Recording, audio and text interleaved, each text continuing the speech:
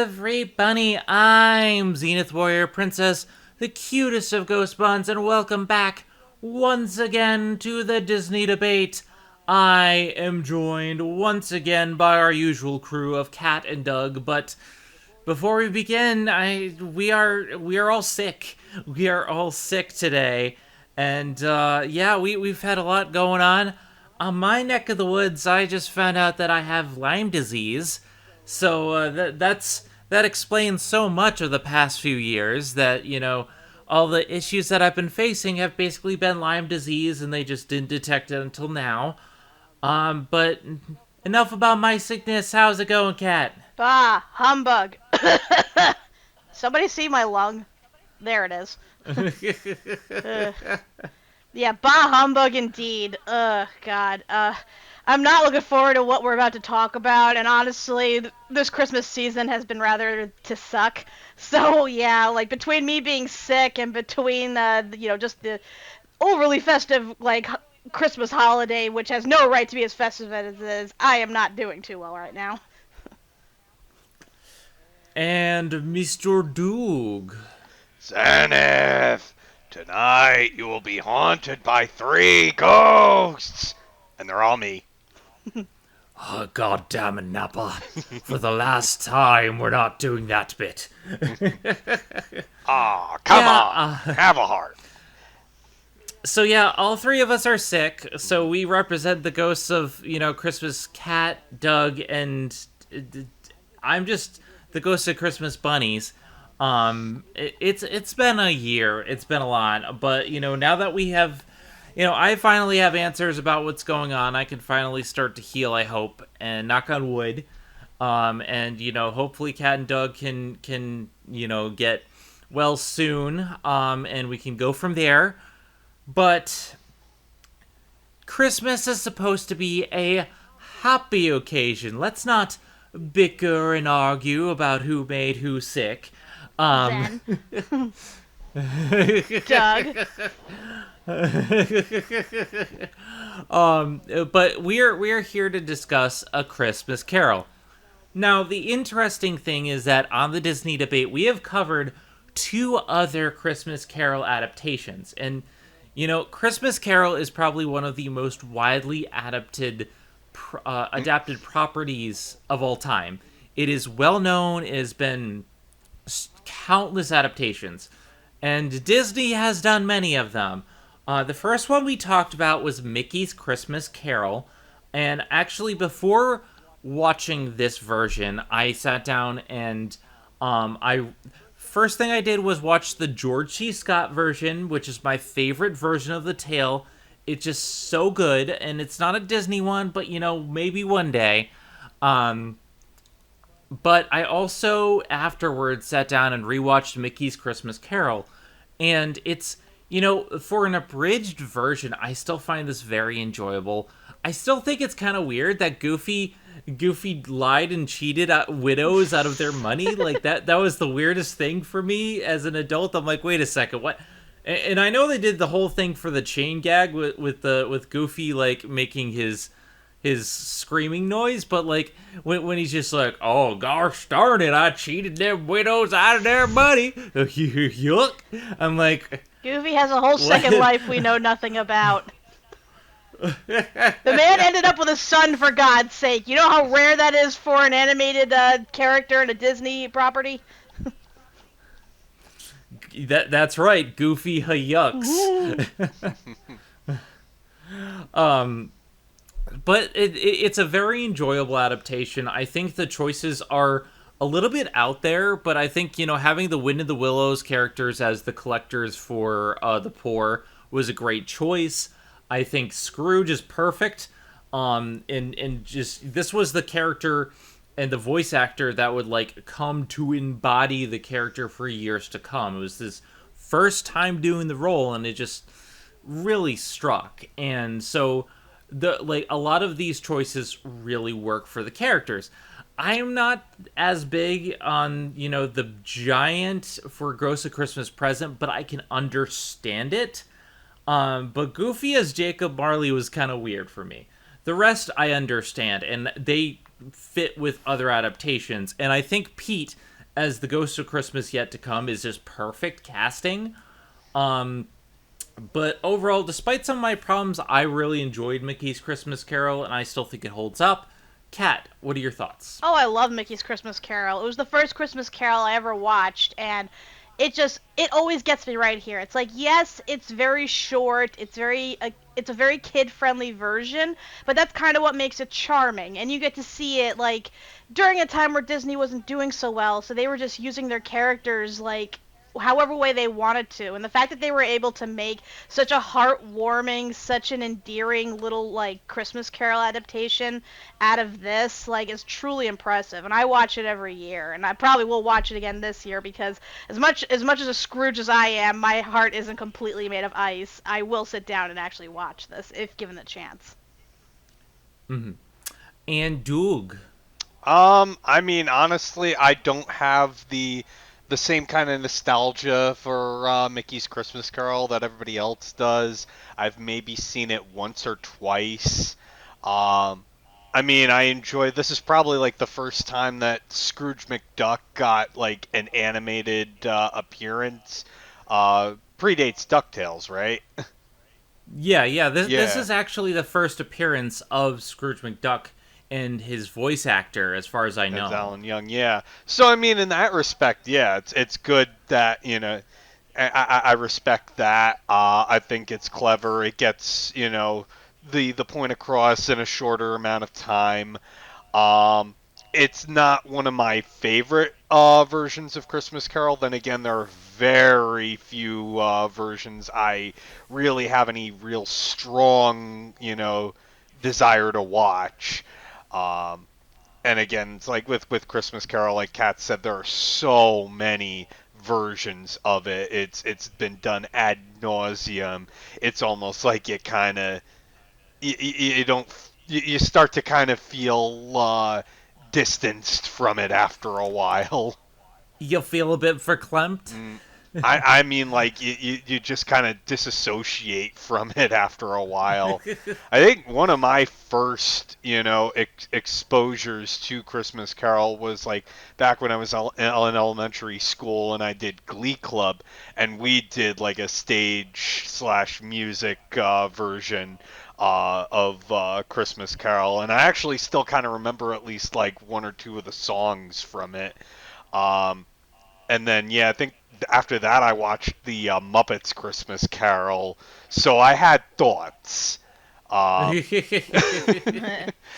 but probably one of um, the first real, outside of like animated or for kids version I watched of it was the Reginald Owen version that my grandfather had, and I really liked that one. mhm. My parents swear by the Alistair Sim version, and Well, hell it yeah. doesn't really do anything for me, honestly.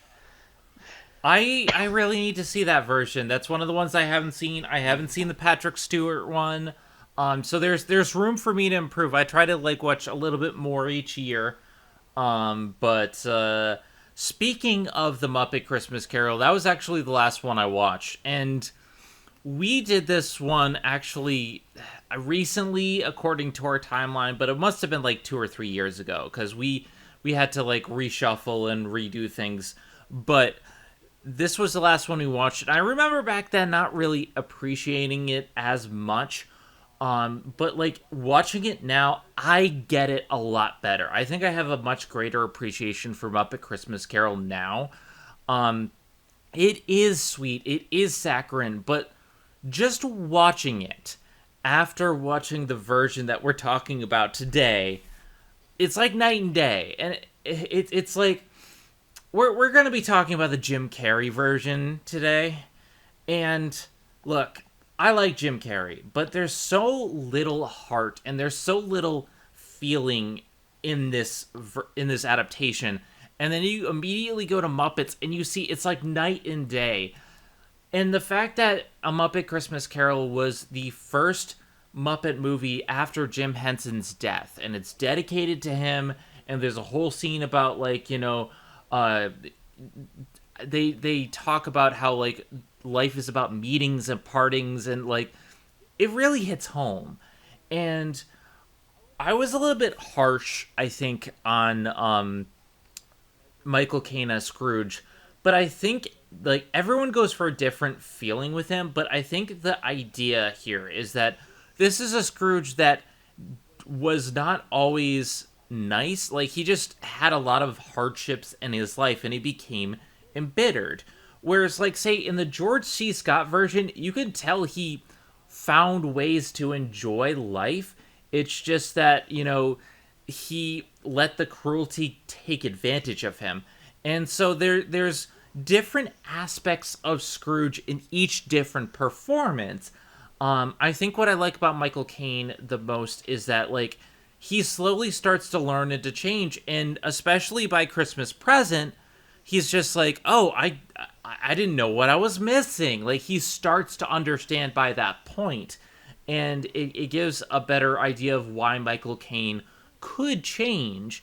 Plus, it has the Muppety ghosts and whatnot, and so I really love this version.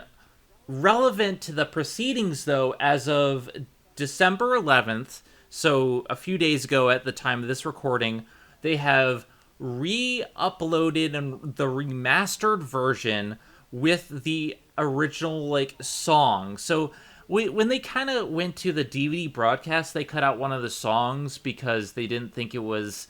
I think it was it Katzenberg, or it was. I'm forgetting the name, but one of the CEOs of Disney was just like, this is gonna be boring for kids. Let's cut out the song. I believe it was Michael Eisner.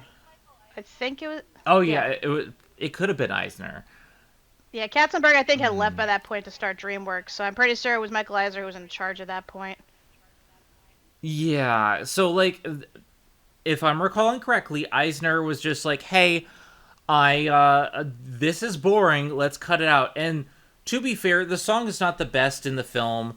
It's probably the weakest in the film, but I think it's a decent number. But also, like, there's a portion where Michael Caine's Scrooge is singing with the young Belle, and it's a really emotional moment, and without that point, you don't understand why he suddenly starts sobbing at the end of the cut. So it's like, it doesn't really make sense as a cut, personally. But I still love the Muppet Christmas Carol. I think I like it a lot more now, especially because of the narration by Charles Dickens himself, the great Gonzo, and Rizzo. And like they do a great job of making this into an enjoyable version. There are problems that I do have. Some portions could have been streamlined a little bit.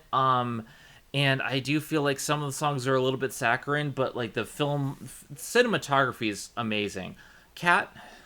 All right, but before I go into this, I just want to give you all like a taste of just how many fucking Christmas carols like movies I have watched in my lifetime. So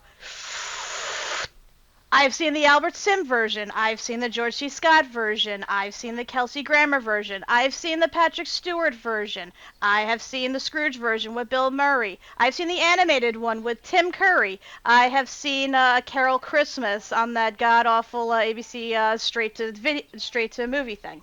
I've seen Mr. Magoo. I've seen Flintstones. I've seen Looney Tunes. I've seen Barbie. I have seen the Rankin Bass version. Like, I have seen so many fucking Christmas carols and like the most obscure shit you will ever see.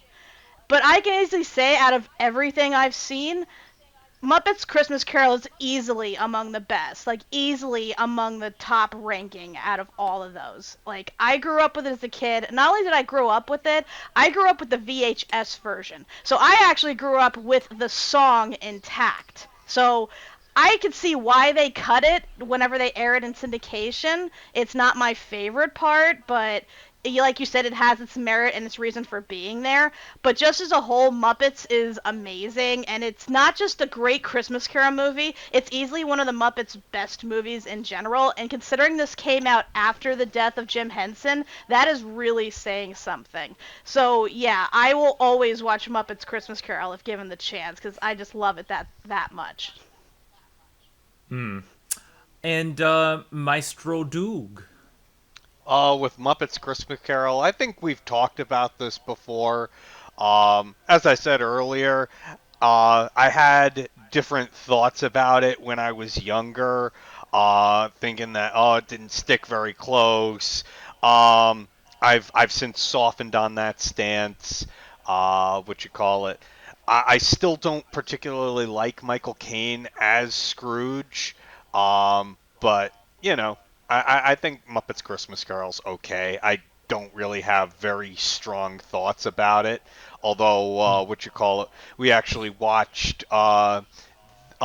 Brett Goldstein did an interview with the Muppets about the 30th anniversary of Christmas Carol. I recommend going to YouTube and watching that one. It's kind of fun.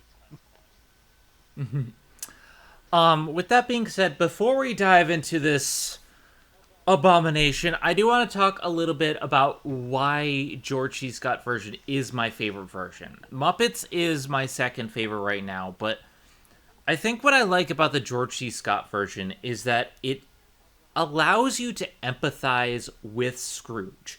And before it shows you all his mean points, it shows you he still has humor. Like George C. Scott is one of those persons who can play mean while still like having this hearty laugh, and you can sort of get behind him. Some of the points he starts making is like you're kind of like okay, yeah, yeah, but then as things go on, you realize he is kind of cruel, and I feel like the thing that George C. Scott embodies is that he's not a bad person, but more a victim of circumstance. And like you see in his childhood, and not a lot of the adaptations talk about this. Like he finds solace in books, and he's like Tom Sawyer, not real. It's like really now, and he starts laughing and reminiscing because he found solace not with people but in books and in fiction, and it shows like a different side of him to the characters. And I believe this is also the version that shows that his mother died in childbirth. Um, so it's like they give a lot more insight into these characters, and I feel like George C. Scott does a greater job of like throwing Scrooge's words back in his face. It's one of my favorite Ghost of Christmas Present to date. And he's just like, could it be that your life is no more worthy in the eyes of the heavens than this poor man's dying child? Like there's so many great lines that are ripped straight from the book, and it embodies what I love about it. And when you get to the end, and George C. Scott is just like, I feel happy as a schoolboy, like he sells it better than any other actor I personally seen. So like George C. Scott is my number one version. Does anyone have anything to add or a favorite version they want to talk about before we get to this horrendous abomination?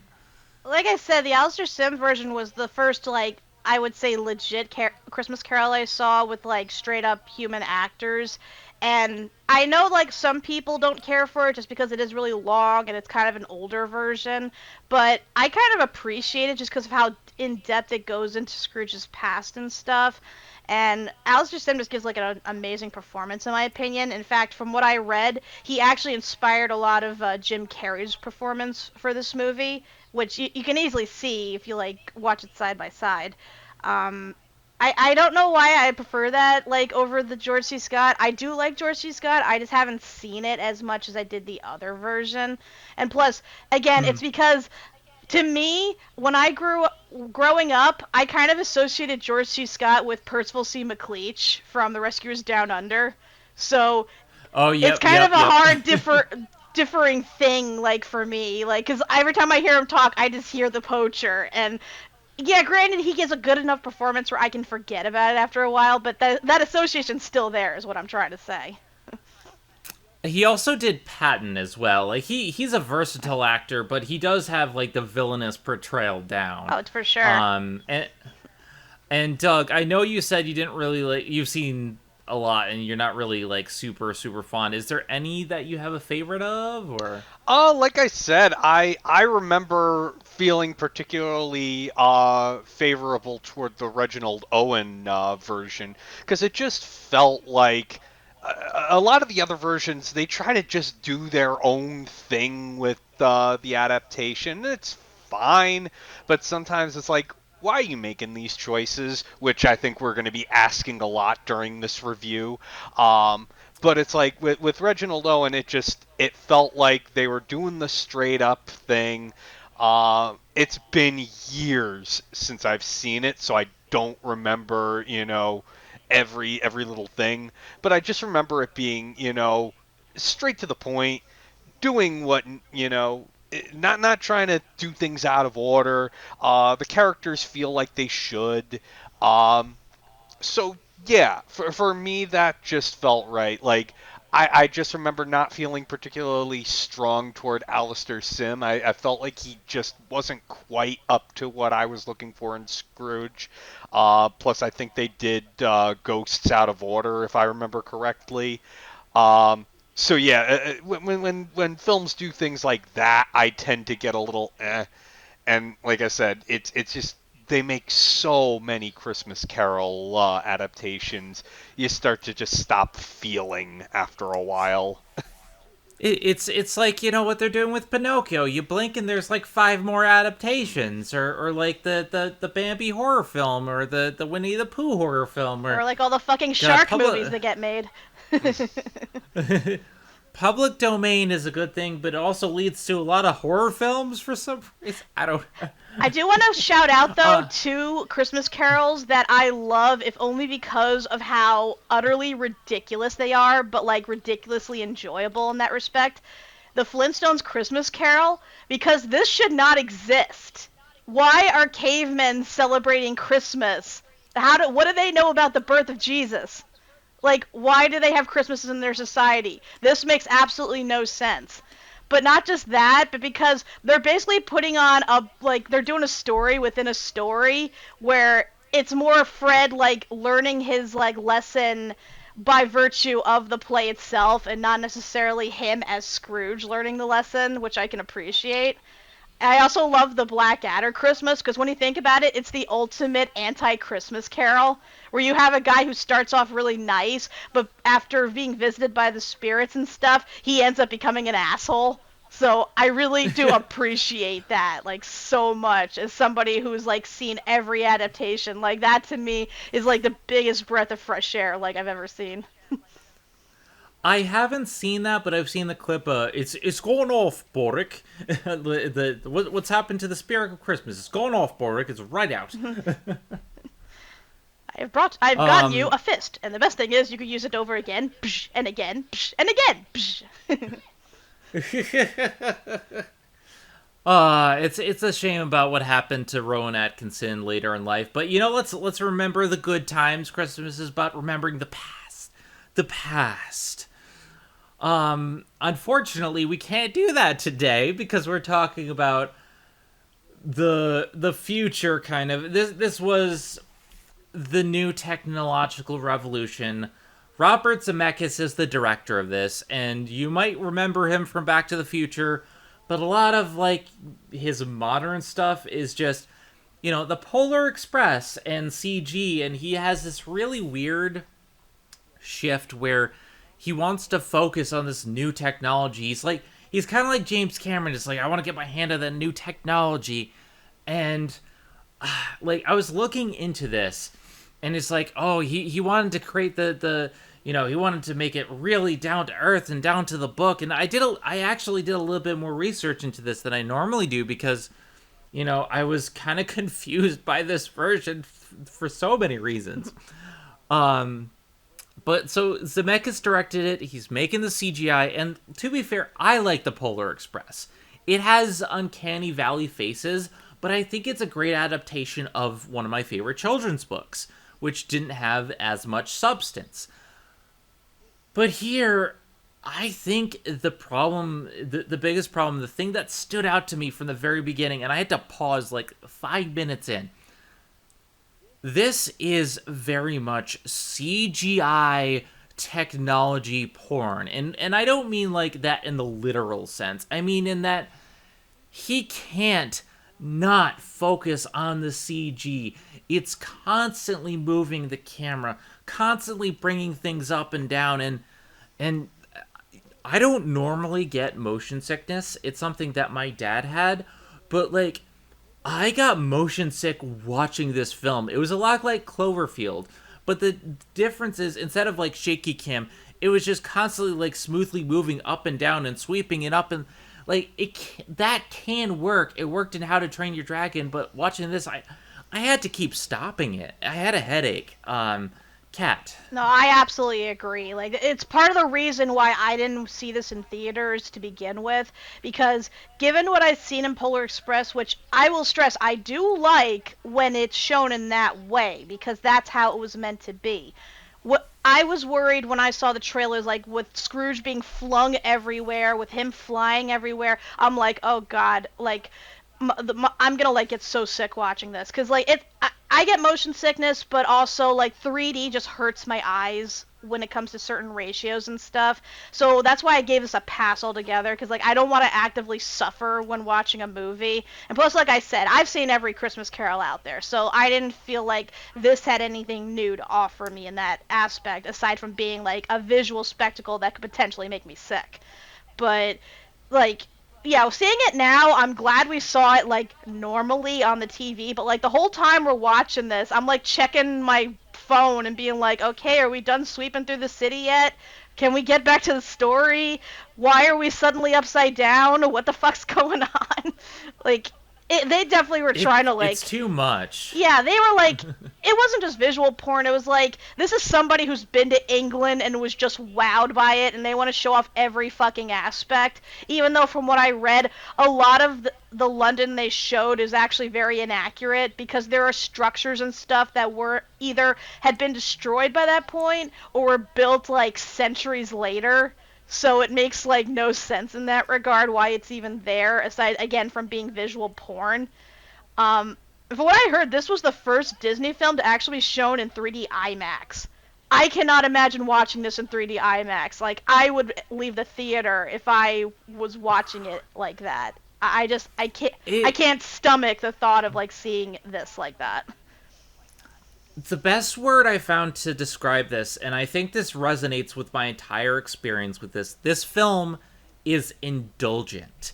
It indulges in this technology. It wants you to pay attention. And so in many ways, like it's so padded, but it's also rushed and it's weird in its pacing. And we're going to get into that, but like the fact that it keeps indulging in these unnecessary sequences and shots, like I kept having to stop and pause, and I'm just like, and I was live tweeting it, but normally like when I'm live tweeting I can just like wait and like get to something or whatever. I had to stop 3 times and make videos because I was like, what the fuck am I watching? Doug. So prior to this movie, coming out, um, I felt like it had three strikes against it. Um, the first being it's another adaptation of A Christmas Carol, and by then I was, I'm like enough. They've already done it. I've seen it. I don't need to see any more. Uh, then there's the fact that again, this was the height of the 3D gimmick. So it's like you said, they were basically churning out these movies, and it's not really, there for the real movie. They just want to, give you the spectacle of it. So it's like, okay, it's not really worth my time. And then, and I'm gonna get flack for this. Second time, Jim Carrey's in a holiday movie adaptation. Um, I was not keen on The Grinch. I Blasphemy. saw, yeah, What? I actually felt kind of the same way when they were adapting it to the 2000 movie, um, and I'm like, I've already seen a good version of The Grinch, the animated classic with Boris Karloff. I'm like, I don't need to see another Grinch. That's the best one. It cannot be topped. And I remember like eventually at some point they showed it in my class middle school for a holiday party, and I just was not enjoying it because they're adding in all this padding and the extra, character development. It's like I don't care. See, I'm like, I'm sure Jim Carrey does, a great job in it, and he certainly suffered for it, being in that excessive makeup and costuming. I'll give him a whole lot of props for that. But it's just like, I just don't need it. And then the fact that he's now doing Scrooge, it's like, eh. I mean, like, I was one of the like I was, I think, the right age. I like The Grinch, and I saw it again recently, and I think it's still funny. I think the set work and cinematography and characterization is great, and Jim Carrey really makes it. It's his performance that makes it what it is. It's not accurate in a lot of ways, but I love it. No, I love it too. Like it's like like despite the fact that it's padded to hell and that there's a lot of like you could argue mischaracterization on the part of the Who's and stuff. Like you gotta admit, in terms of an adaptation, like doing its own thing, it definitely went like really far in that regard. Plus, it's really damn quotable. Like, I remember everyone in my class that year was just quoting the movie to hell and back. And even I quoted every now and again just because it's like, if you turn your brain off and try not to compare it to the original, it's a lot of fun. Hate, hate, hate, hate, hate, hate, Loathe double hate. entirely. Hate you. Like there's a lot of really memorable lines, and I think a lot of it is Jim Carrey shtick. And I'm gonna say this right now. I'm a huge fan of Jim Carrey. I've liked Ace Ventura 2. I haven't seen the first one for obvious reasons. I really love him as Dr. Robotnik. I love him as the Grinch. He should be nowhere near this role as Scrooge. He is a character actor. Like, just look at Batman Forever as the Riddler. He gets into his own weird, wacky shtick, and he ad-libs and stuff like that. He's not meant to be this serious figure, and I'm like, when I first heard about it, I'm just like, that's miscast. And looking at it now, this is extremely miscast. I'm gonna say honestly, Jim Carrey has a surprising amount of range. Like he can flip, on a dime from being like the incredibly silly, energetic, over the top character to, being a legitimate dramatic actor. It's like, And he yeah. can, like, I forget, the Majestic is another good one that he did, and Me, Myself, and Irene, The Truman Show. um I'm trying to think. He's done a lot of good movies. Is Liar Liar. Like, I'm not saying he can't be a dramatic actor. I just don't think he has a mean bone in his body, and this is part of the problem with him as Count Olaf. I like him too much to believe him as this evil person. And like, just looking at this, I'm just like, no, I don't think this works. But I'll give it a look. I Now, honestly, I do want to talk about that for a sec because it's like I think he can be a good villain. He, like when he's over the top or if he's, dramatic and stuff. But this one didn't really give him a lot to work with. There's not really much in the way for him to really use his chops. It's like there are very few moments that shine through where you see, oh, that's a Jim Carrey moment there. But then it's like the rest of the time, it's like they're really not giving him much to work with. Yeah, I agree with Doug because like he actually does have a pretty good range, and like the parts where I've seen him actually be dramatic, like they actually were like moving, and I've seen him do other voices and stuff. Like the thing is, I guess it's weird because when you think about it, Jim Carrey's only really been in like two animated things, which is weird for him because you think he would be like he would excel as a voice actor and stuff, but it's very rare to actually see him in a role like that. I mean, the only other role I can think of besides this was Horton Hears a Who, and he went balls to the wall in that role. when he really had no business doing so. So, like, I guess in a way, yes, it's different seeing him trying to be like a grouchy old man and stuff, but like, he really does put in an attempt, and especially when you compared him to the fact that he also voices the other three ghosts, which all have distinctive accents. Like, I won't lie, I honestly didn't know that was him at first, doing the other ghosts. Yeah. Like, you can at least give him props for that, for being distinct enough where it's not distracting. I want to jump off that point and discuss the story briefly. Obviously, we all know the story of A Christmas Carol. And knowing that, going in, I thought I was pretty understanding of what I was in for. But here's where the indulgence and the pacing have problems, where we have so many unnecessary scenes, but it feels like it's rushing through the ghosts that you don't really get the emotion and feeling you need. But then you get all these scenes of Scrooge being chased and flung around by these ghosts. And there's even a scene where he's shrunk down into the size of a mouse being chased by a ghostly carriage from the ghost of Christmas Yet to Come. I was just like, what? Like, there was a couple times I just had to stop. I had to stop the movie because there's a point where the Ghost Christmas Present says, "Grab hold of my robe," and he lifts the top off his house so he can look down from above. In very forced metaphor, it's like looking down and see people from a different point of view. Ha ha ha. And he lifts his house, and there's this whole 3D sequence where they go around, and it's like, just slow down, movie. You lost me. You lost me. And they spend so many time with these moments that the characterization is just gone.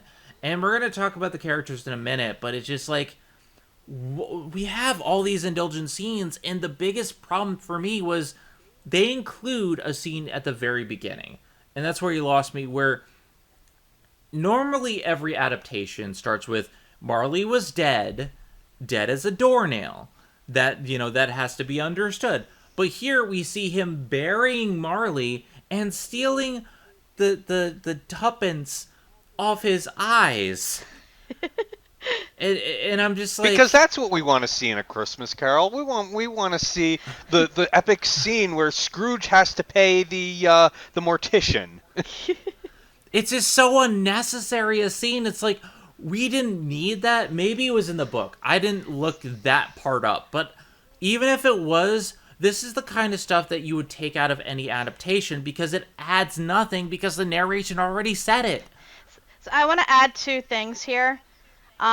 So one, this technically isn't the first time they've shown, like, dead Marley's body in A Christmas Carol. They actually showed him dying in the Alistair Sim version, where, like, he's on his deathbed, and he's trying to tell Scrooge something, but he, like, just dies before he can get the words out. And I believe they also showed him doing the same thing in the Kelsey Grammer version as well, where he was played by Jason Alexander for some strange reason. But the thing I found interesting about this version and him stealing the pennies is, when you think about it, Scrooge did this all to himself. This is the reason why Marley came back to haunt him. Because I don't know. Yeah. Because I don't know if you know the whole thing behind putting the pennies on the eyes. It's actually a Greek custom, and the whole idea behind it is that you needed to pass the river Styx to get to the underworld, because the boatman Charon, he only accepts gold coins as payment to ferry souls across, and if you don't have coins, the soul is basically doomed to wander the shores or the earth for like hundreds of years until he considers them worthy of being transported for free. So when you think about it, if Scrooge had just left those pennies where they were, Marley wouldn't have come back to haunt his ass. And I just find that, like, hilarious in that regard.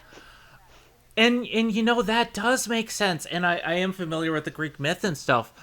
But I think the biggest problem that this poses is that from the very beginning, I didn't even care for Scrooge. And it's like, yeah, Scrooge is supposed to be a mean, miserly person, but stealing from his dead partner's grave is a little bit much for me. but then like he goes to the congregation and just stares at them to stop them from singing, and like there's all this parts where I'm just like they go out of their way to make Scrooge nasty and mean, specifically in this version, to an unnecessary degree. I don't know, Doug. What do you think? I want to. Yes, they do this whole unnecessary thing with just really Scrooge is really nasty. Did you get that he's nasty? And then we go from there to just padding out the opening. Like let's go over all of London and or the city, and look at all this, look at all that, and then we hang for God knows how long on a scene of Scrooge opening the office door, which to which I make the CinemaSins joke. No one will be seated during the scene where Scrooge opens the office door. They took their sweet ass time, and like he slips and he drops his keys, and I'm just like, get on with it. And that's part of the pacing issues where we extend these unnecessary scenes that we don't we don't need to know this piece of information, and then they rush through like a large portion of stuff. There's just and the tone is also dour. Like, George C. Scott made the ghost scary. Hell, even with Marley and Marley, they make them scary for the Muppets. For kids, that's pretty scary. But when we get there, I was not scared at all for these ghosts. I was just like, get on with it. And it's a problem with the tone and the pacing, and it just doesn't work. We're gonna have to get into the characters now. One thing I will say, Jim Carrey is very talented. I'm a huge fan of his. So what I'm saying is not a knock against the person. I think he's done a fantastic job.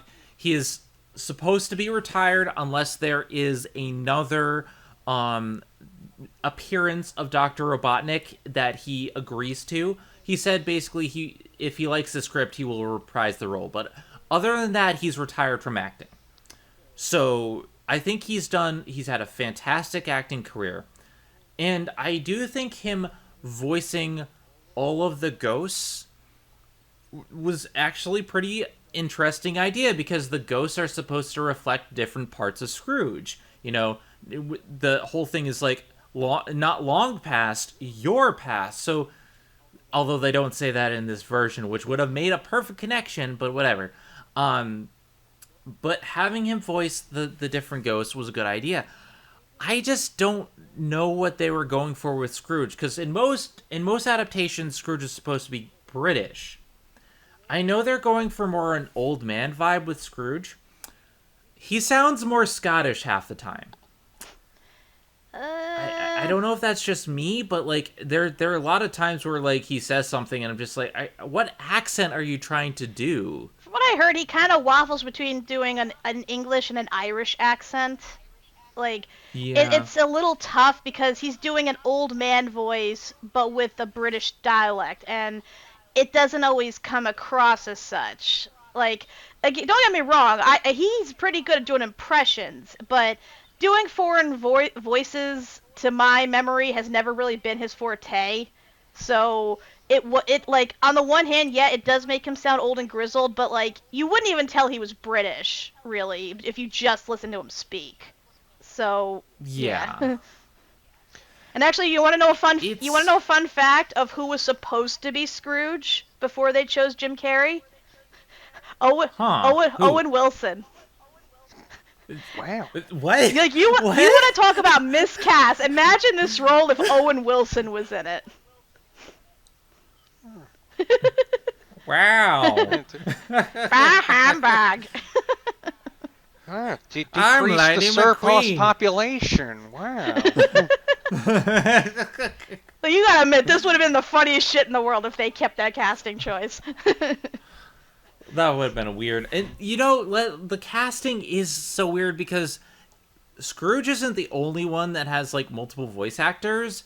They have, like, several of them reprising their roles. Like, I think Jacob Marley is someone else, and like it's weird that they have like yeah, Belle and Fran are the same voice actor as well. It's like do they put all their budget into the CG? Because like it, it feels a little bit weird to have like such a small cast. I think it was part of that, but it also was supposed to be symbolism because by having Scrooge also voice the ghost, like when you think about it, Scrooge is technically teaching himself to be a better person by virtue of his past, present, and future.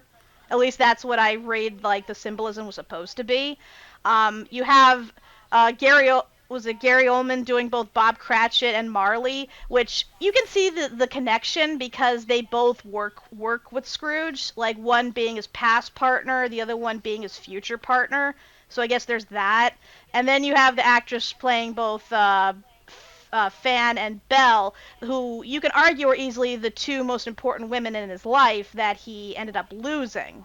So again, I could see the connection there, but yeah, the fact that they had such a small voice cast, and the fact that they had actors like Bob Hoskins and Carrie Elways basically doing like side character voices, like honestly, I couldn't even tell they were really in the film because of like how minute They put top they were like. they put top billing on Carrie Elwes, and he's a fiddler and he doesn't say anything. I know, like Scrooge like calls out his character's name like once, and but you don't even focus on him, and it's like, what was the point? You could have replaced him with any other voice actor, and there would be no difference. Like, it's like, did you hire him because he's British? Is that it? Like, I don't get it.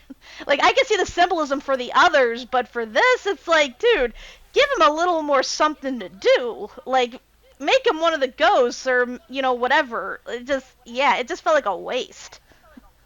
It also feels a waste having them both be the same thing because they condense the amount of lines. Because Bob Cratchit barely says anything in the very beginning of the film, and it's just like you don't get a connection to him at the beginning, and then when they come back, they have this really nice scene where Scrooge is forced to see Bob Cratchit's face, and like it doesn't have the impact for me because you barely gave Bob Cratchit any lines in like the beginning, and it feels like they cut down the lines in half.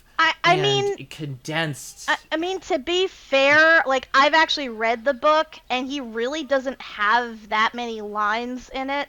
Like the only thing he ever really says is coyly asking if he can get Christmas off, and like because the thing is he's basically afraid of Scrooge. He doesn't want to piss him off. He's basically like walking on eggshells around him.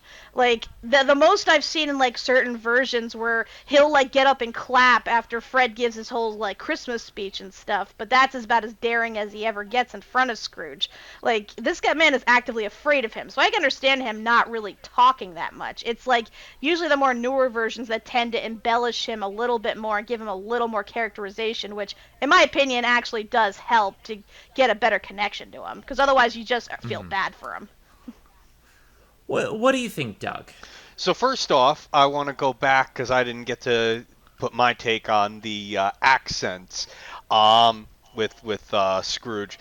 But if I may play devil's advocate on that one, there are a lot of different regional dialects within England. Like you have, your pomp, dialect that everybody knows. You have like the Cockney accent. You have like the Liverpudlian accent. There's a whole range of stuff we might not even notice ourselves. So to nail, a specific British dialect is, kind of a daunting task. I remember in Fresh Prince of Bel-Air, back when Jeffrey meets that other nanny, and he's like, "Oh, you can tell exactly where a person came from by the dialect that they used." So yeah, I think that's entirely accurate. And for those of us who are not very familiar with it, we're not gonna notice it. We might just think somebody's being lazy. So to Jim Carrey's credit, yeah, he could have been doing an accurate accent, and we might not have picked up on it. And there are Mm. definitely some accents in there that sound like they're Scottish or Irish or Welsh.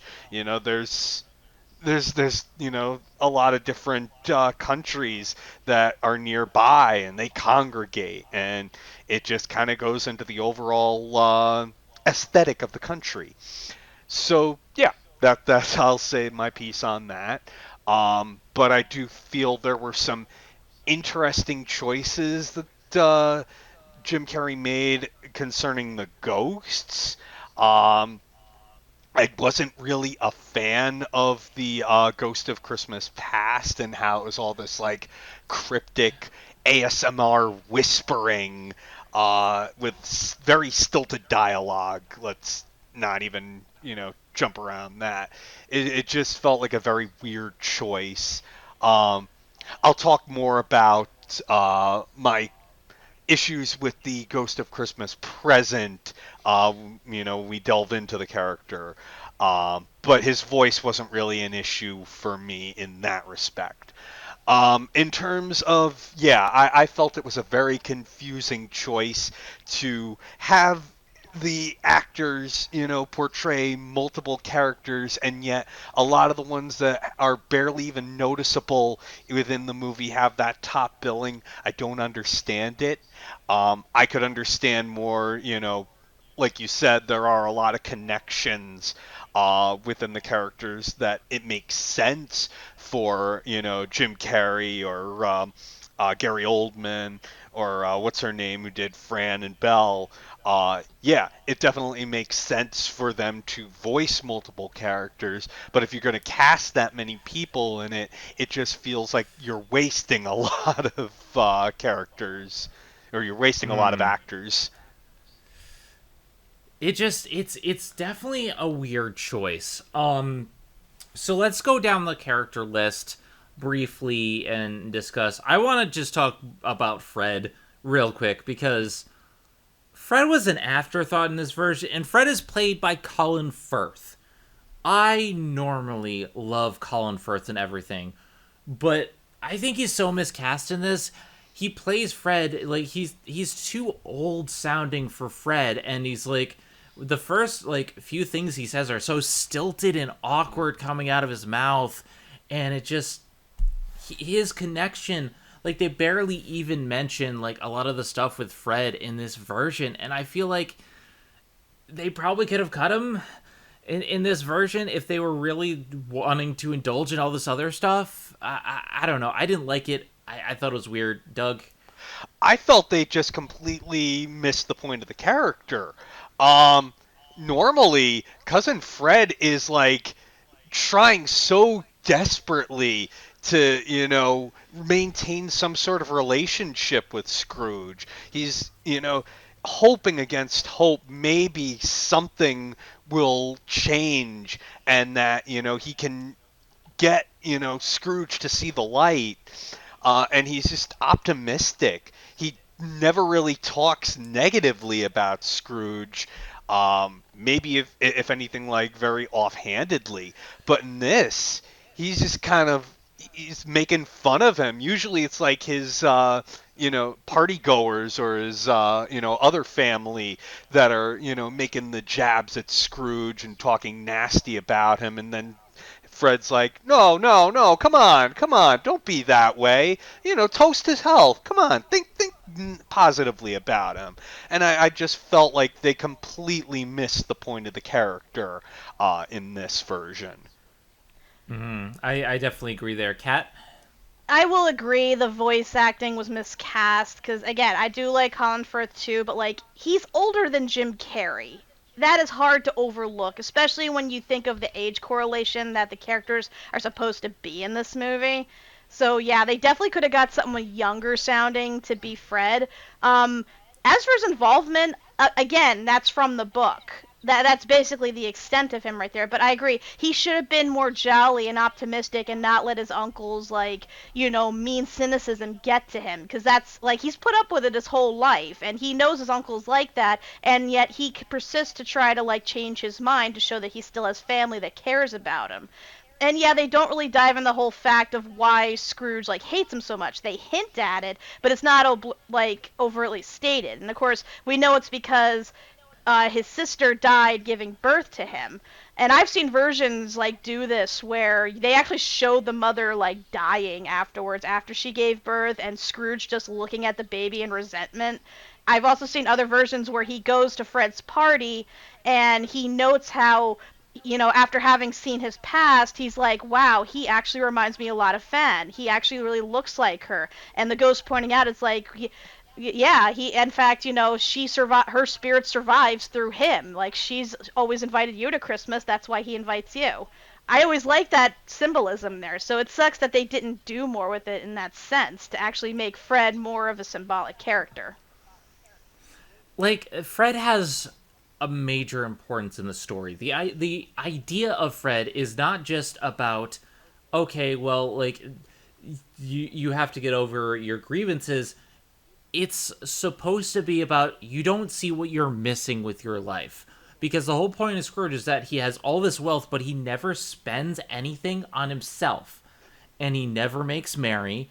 And that's the point where he's just like, oh my god, what have I been missing this whole time? Fred is the present. Fred is what he's missing. Fred is the joy, and he keeps trying to reach out to him, but he never sees that. And that's a big part of it. Like, yeah, there's the connection with the childbirth and the trauma, but like, that's what he represents, and this version does not have that. Actually, the most egregious part of this movie, in my opinion, was him telling Fred that he'll see him in hell. It's like, whoa, dude, you are going way far. And when Fred asked him, like, why would you say such a thing? He's like, oh, it's because you got married. And I get that stems from Scrooge's resentment that he lost the love of his life by virtue of like not spending money, whereas Fred spends money as he wishes and ended up marrying the woman he loves despite it all. But that just to me felt like it went too far. It's like, I get you're trying to make Scrooge an asshole, but that's going like beyond the state of asshole. Like, you don't tell your nephew to go to hell just because he got married against your wishes. Like, for like, especially when he doesn't even list like a real reason as to why he objected the marriage, because I know he didn't tell Fred about his past, so you can only assume he was prejudiced against the girl for not being as rich. Yeah, like there's just some weird addendums in this version, because in all the other versions that I've personally seen, it's like he doesn't say it in a mean way. It's just like, why did you get married? Like, he's questioning it because he's confused. It's not antagonistic as much. And it's like, it leads to another thing, but it's like, here's just like, you can burn in hell. You got married. How dare you? How dare? God, it's like, little girls are the devil. So, like, we were off to a bad start. Now, with Gary Oldman, I have good and bad. I do not like him as Jacob Marley. I think his choice is very weird. And it's like, again, from the George C. Scott version or the Muppet Christmas Carol version, comparing them, like, the ghost can be comedic, but you have to have a consistent tone. And I feel like with the George C. Scott version, they just went for straight up scary. They wanted Jacob Marley to be scary. With the Muppets, they had like, it's the Muppets. Like, they had one straight man, and the rest was supposed to be funny. But even then, they attempted to be scary. With this, the tone is all over the place with Jacob Marley. I don't like the voice. I don't like. There's so many things about this that I was just like, I don't know, Doug. I can't really put the blame onto Gary Oldman. I think he's just doing the best with what he has to work with. So it's whoever made these choices that should really be to blame. Um, but I think he's perfectly fine as Cratchit. Granted, there's not really much to Cratchit. As you Yep. said, he's Yep. kind of, subservient to Scrooge, very fearful of him, but he's still got that good heart. I think one thing that you see in a lot of Christmas Carol adaptations, and one thing I kind of liked about this one, and the, you probably a good use of your 3D there is having him get involved with the kids playing on the street in the snow. So you'll see him like sliding on the snow or throwing snowballs with them. Sometimes even I recall like he'll be doing the snowball fight and somehow Scrooge winds up getting hit. Um, Obviously not in this one. That's he's completely removed from that. But it's definitely that humanizing element to Cratchit, and it works very well in this. Um, with freaking Marley, uh, I'm like, why is a ghost falling apart? He does not have a corporal form. So why would his mouth be falling off and stuff? It's like I get the symbolism of carrying the weight. That's in the story, fine. I feel like it especially distracts to have him like have his jaw come off and he's trying to hold it in place while he's saying, something important. And another thing I forgot to mention about Scrooge is that he's very inconsistent with, when he should be speaking up and when he decides to be small. Like, because when he's talking with Marley, he's like, kind of like, maybe it's not actually here. Maybe you're just a little, a bad food in my stomach. I might be seeing. It's like most of the time, he's kind of speaking, dejectedly. It's like, oh, you're just some bad piece of fish, or a crust of bread that went off, something. You're nothing, you know. Um, so I don't know, weird choice for me. Not a fan of it. Um, but yeah, no, just with Marley, just the all over the place tone, and the fact that he's freaking throwing these chains and weights around just for the purpose of a 3D. It's annoying. Yeah, I do have to agree with you there. The tone of both Scrooge and Marley are so inconsistent, and when he's just like, when his jaw's falling off or he's trying to talk to it, it's just like, this is supposed to be the point where he's scared stiff. Like, when Jacob Marley says, "Why do you doubt your senses?" It's not supposed to be comical. Like, he's supposed to make him believe. That's the point. I think Gary Oldman does a pretty good job as Cratchit. I feel like they really undercut his character. I don't get anything from him aside from a couple scenes, but Gary tries his best, but honestly, this is a very big miss for me, Kat.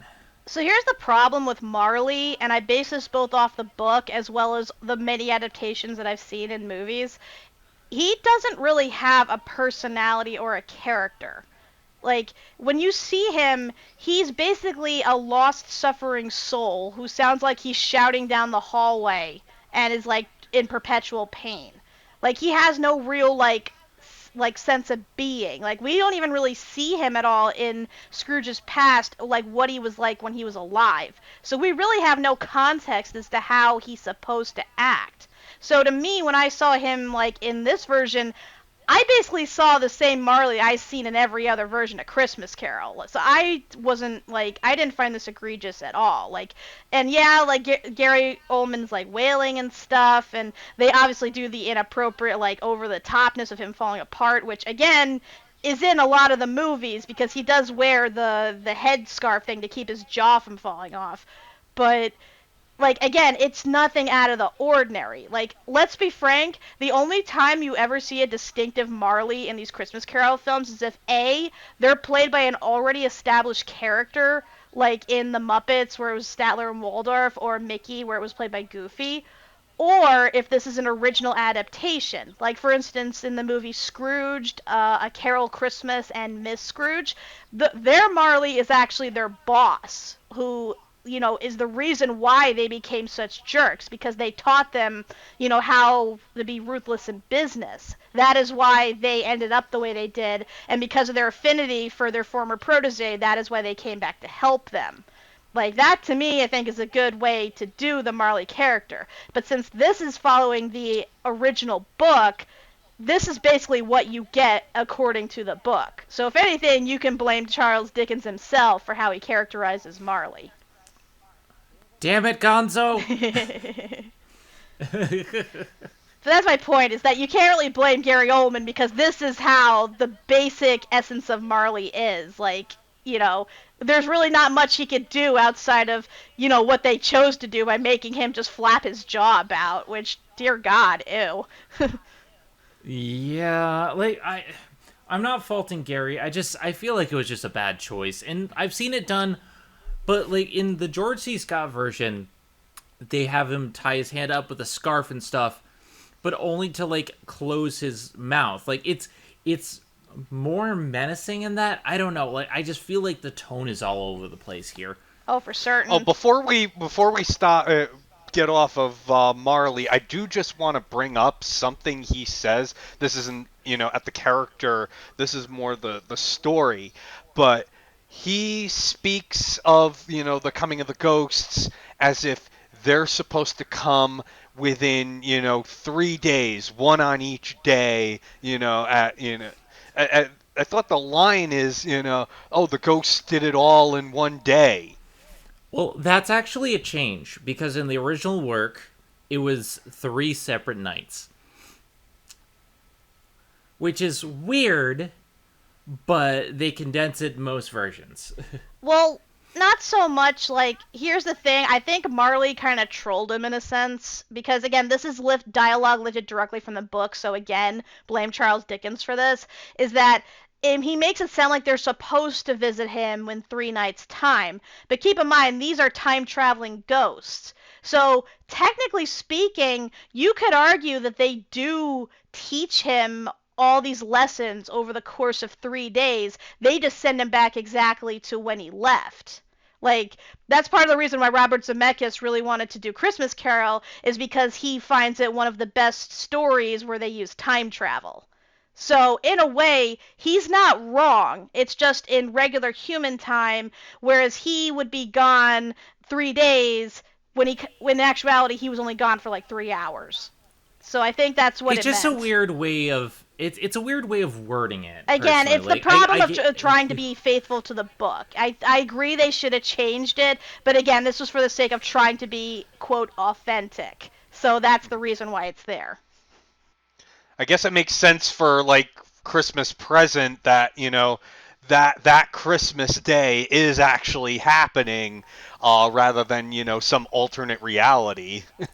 Yeah, but yeah, keep in mind, like, he spends a full day of, like, several Christmases, in fact, in the past. He spends the entire Christmas day during the present, and then he spends a future Christmas, in the future. So theoretically, you could say he'd been gone a week, and that just took the length of a nighttime for him. Like, ghost magic and whatnot. I just want to bring back to the authenticity, because there's a scene where he tries to snuff out the ghost Christmas past, and he rockets up to the moon and back down again. And that's actually a thing that happens. And then the house thing, and then just Jesus Christ, authentic. Like, I know, like, because I was looking up, like, those behind the scenes things, and you have Robert Zemeckis talking about how, like, oh, this is supposed to be a faithful adaptation of the book, and Jim Carrey's saying, like, yeah, we're trying to be as close to the book as possible. I'm like, I don't remember that part in the book where Scrooge rockets to the fucking moon after trying to kill the ghost of Christmas past, or the ghost of Christmas present deteriorating into a fucking skeleton, or the ghost of Christmas future chasing a minimized Scrooge through the streets of London. And like, it just, where did that happen in the book? Where's the authenticity? What version are we missing? Is this the Charles Dickens cut that we have been missing all these years? Release the Charles Dickens cut, god damn it. Like, the carriage is one thing, but, like, we're gonna get to the Ghost of Christmas Present, but I had to stop at that scene, and I'm just like, what in the ever living fuck? Like, I just, you lost me, movie. I'm out. This is where's the heart? I don't know. Let's talk briefly about the Ghost Christmas Past. I don't like it. It's a surprise. It's just so awkward and stilted, and it's like, it feels like it's supposed to be like this Irish accent, but he draws everything out in this monotone. I don't like it, and they cut so much of Christmas Past scenes that like a lot of the purpose of Christmas Past is just removed. Yeah, that is like that was a bit jarring to me because like I've seen versions of the past where like they actually go through his past, like they show how and when he became a jerk. Like like I said, the Alistair Sim version actually was really good in that aspect because not only did they show his whole thing like up to Fezziwig and with Belle and stuff, but they show beyond that when he becomes a ruthless businessman, when he actually outbuys his former boss and like destroys his company, and when he basically destroys his relationships with everyone around him. Like, well, this is basically like the chopped down version that a lot of other Christmas carols tend to just show for sake of like saving time. But I feel like if they really wanted this to be a visual spectacle, they should have focused on this part a hell of a lot more. Doug? Yeah. Yeah, I'm not really keen on this. Like, I'll say at least the design of Ghost of Christmas Past it's on. It's like he's a candle. Although the whole thing with the face is weird of it being, Jim Carrey's face in there and okay. But yeah, it's like that was a choice. yeah, I'm like usually like Ghost of Christmas Past is represented by like a child or something, or a young woman, I mean, something like that. to be fair, the Ghost of Christmas Past is never given a description, so you can Yeah. take whatever liberties you want with it. I mean, I've seen him also be an old man, so like he literally can be whatever the hell he wants to be, or she can be whatever she wants to be, or they can be whatever they want to be. Like there's really no rules in terms of that. I mean, heck, we saw friggin' Jiminy Cricket be the Ghost of Christmas Past, and even a version of him come back in DuckTales. So there's so much liberty with that. But yeah, in terms of the creativeness, like I prefer the Muppets version where she's just like a childlike ethereal being. That to me is what I think of when I think of Christmas Past. But this candle version, it's like, granted, it's creative being a candle, but it's still fucking creepy.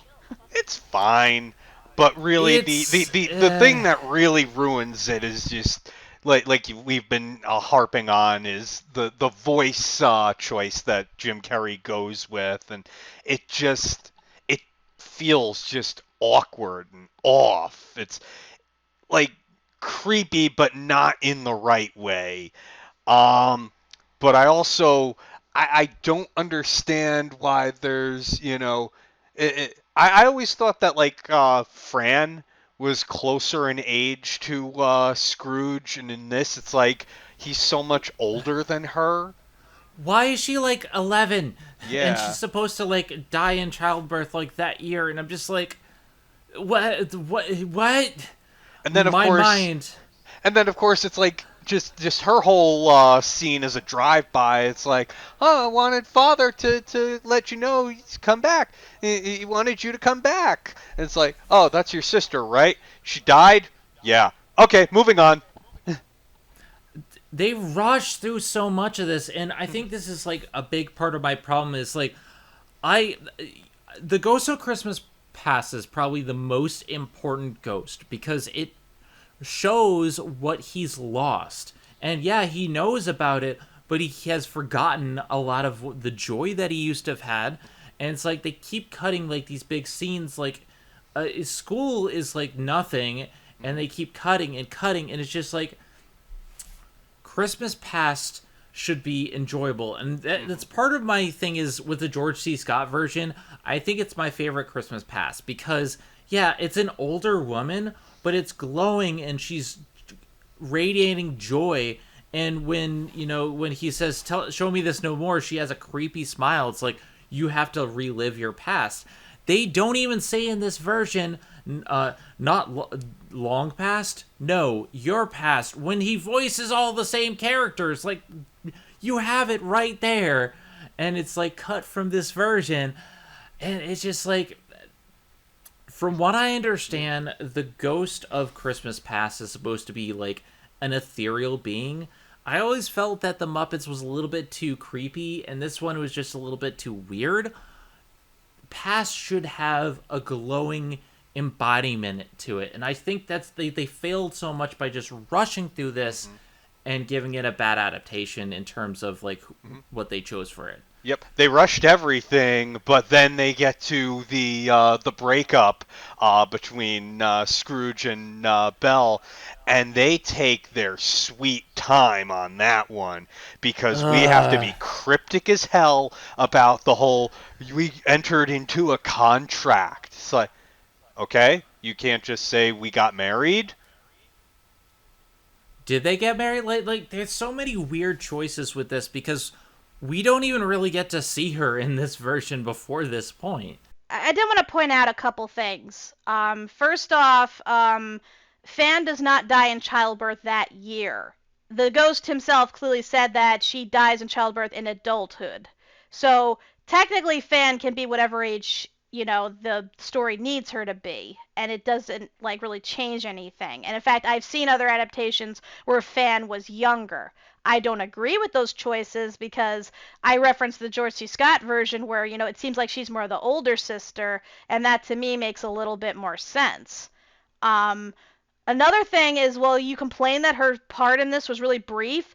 This is the only Disney version where she actually appears. We never get the fan version in Mickey's Christmas Carol or the Muppets. Like, they totally bypass her role altogether. So the only thing we have to go on as to why Scrooge hates Fred so much is because he loves Christmas. That's the only reason you can think of. Like, 'cause the whole thing with the child dying in childbirth is never mentioned. So at least kudos to this for going there. Like, I can appreciate it in that sense. Um, Another thing too is the relationship with Belle. Again, I've seen other versions just breeze through that the same way too, and it's not that they got married, it's that they were engaged to be married, but because he kept insisting on working and making more and more money to the point where he was just ignoring her altogether, and at one point even started looking down upon her because she wasn't rich. I think that's what they're alluding to, that destroyed the relationship. So you could argue that, oh, he was just trying to keep on a promise, but he really didn't love her that way anymore. I think that's what they meant. Yeah, okay. And but like you said, yeah, again, they went through this really quick for the past scenes. Like, I felt like there was so much more that could have been done, especially if they wanted to make this a visual spectacle. It's a visual, yeah. Spectacle, no. It's like we get the dance scene at Fezziwigs where him and his wife defy gravity, but that's about it. It's like, do we really need that? We get a scene where Fezziwig does a flip. Like, what? No, seriously, at one point their feet don't even touch the ground. When they do the aerial view, you don't even see their feet touch the floor. It's like, why would you spend so much time on this scene and not even make it look good? It's so dumb. And it doesn't even match, they don't even have any other cartoony, real scenes with that stuff in that portion. It's just we suddenly have this really big guy doing a role, and people are pointing out, oh, it's the guy who played Fezziwig was in Who Framed Roger Rabbit and doing that sort of thing. He doesn't do a flip in that. He does a roll. There's a difference. I mean, he does a somersault or something, so close enough. A spin. As we all know, rolling is a myth. But anyway. Actually, fun fact, Roger Rabbit was actually the last Disney property Robert Zemeckis worked on before this film. That's a 21-year gap right there. You think he would have gotten better considering how Roger Rabbit turned out initially. Wow.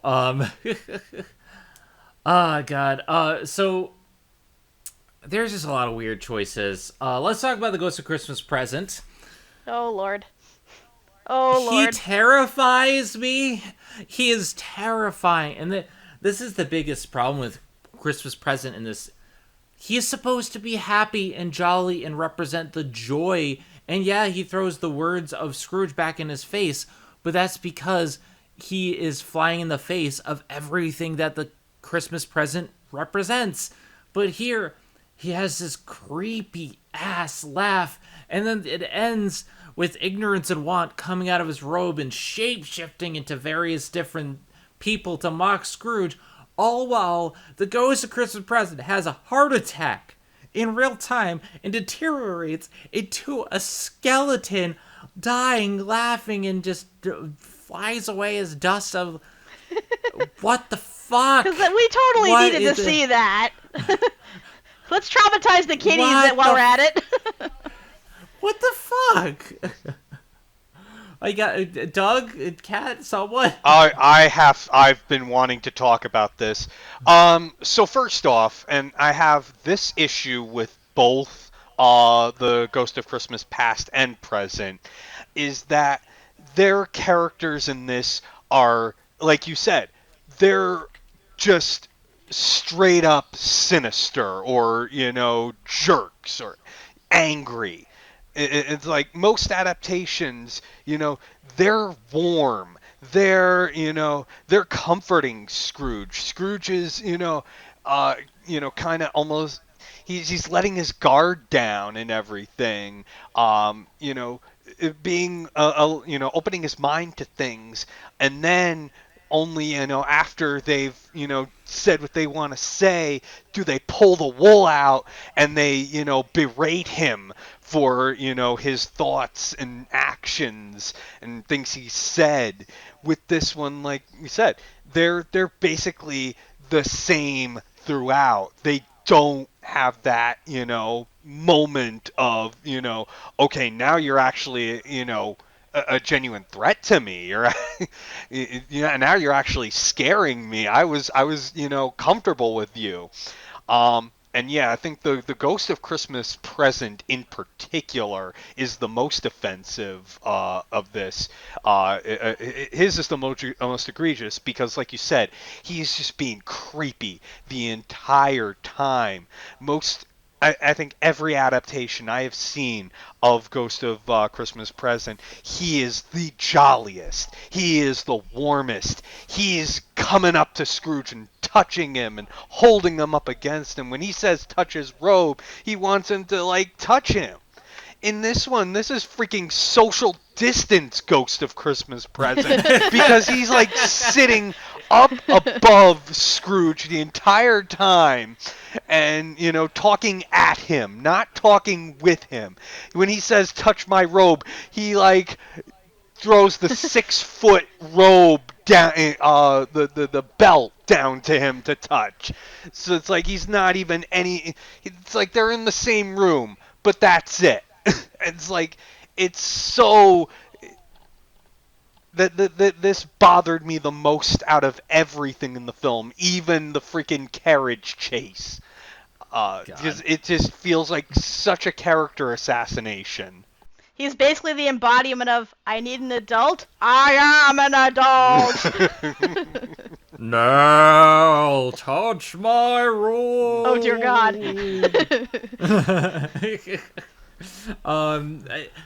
Then there's the dialogue that he has about like, I looked this up. It is from the book about how like he's like, what about the churches? Like these buildings are closed on Sundays. It's like, and they go against the church. And here's the weird thing. This Charles Dickens wrote this. What I don't get, and the reasoning behind this was like they closed a lot of businesses on Sundays for church because of the holy day, and a lot of people didn't have ovens back then. So like that was the whole point of like, you have all these poor people without a meal to have.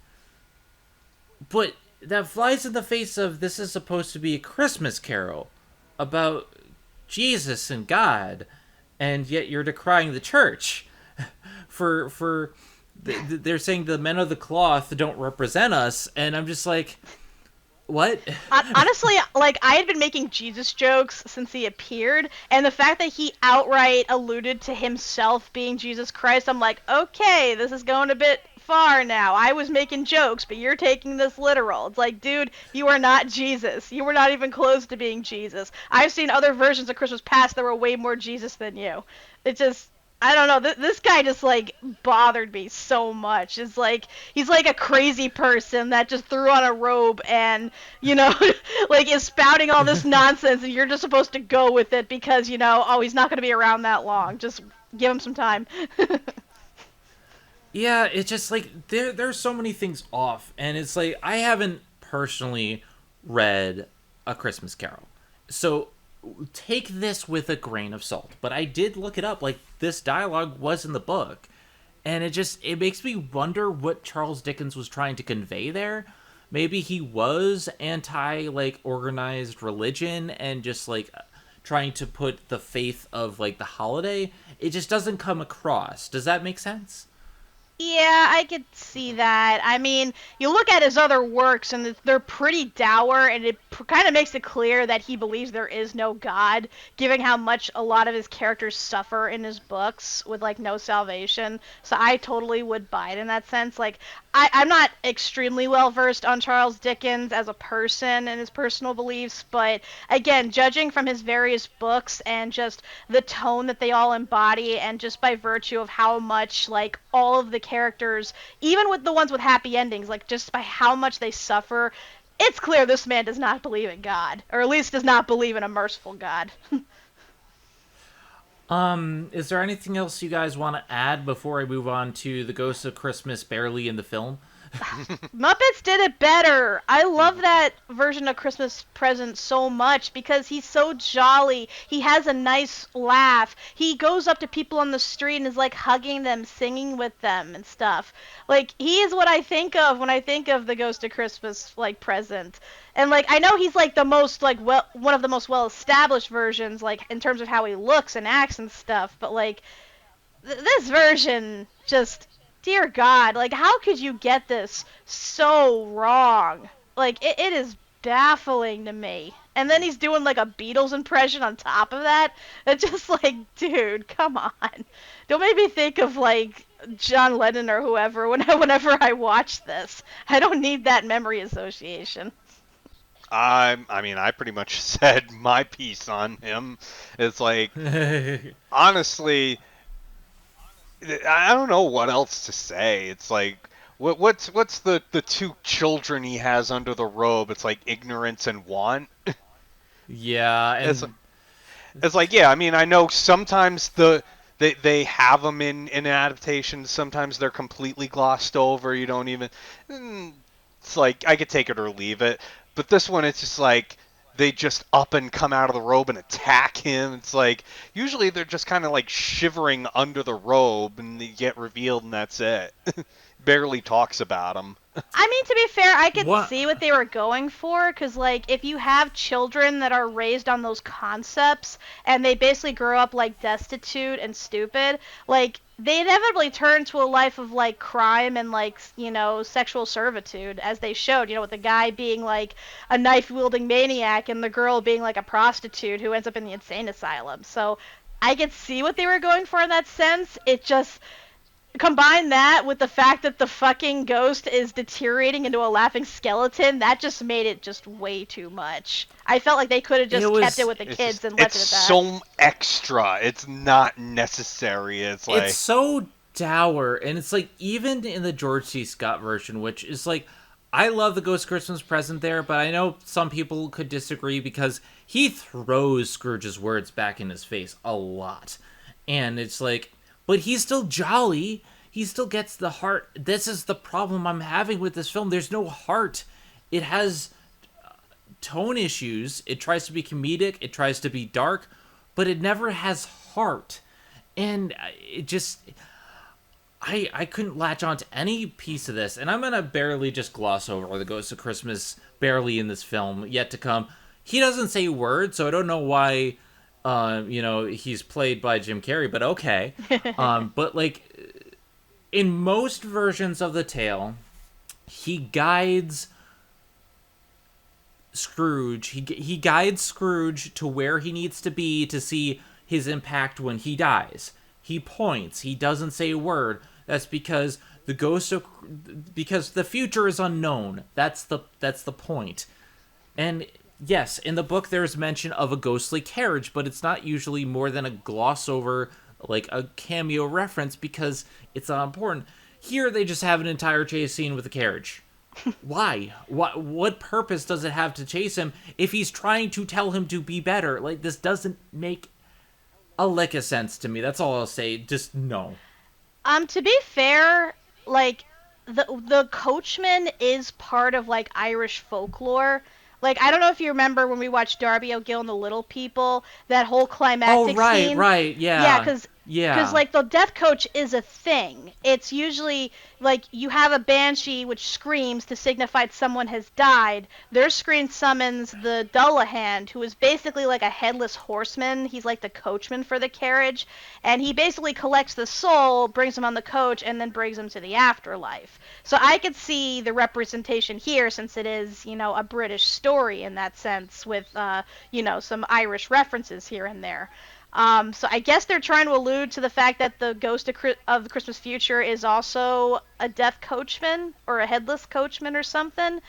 But the Grim Reaper. yeah, I guess. like then usually that's how he's depicted, as being the Grim Reaper, and that he's associated with the future, which usually means death and stuff. But they definitely went over the top in this big time. And again, it was all for the sake of spectacle. Like, this was just, that whole scene was so needless, so drawn out, so pointless. It had no reason being there whatsoever.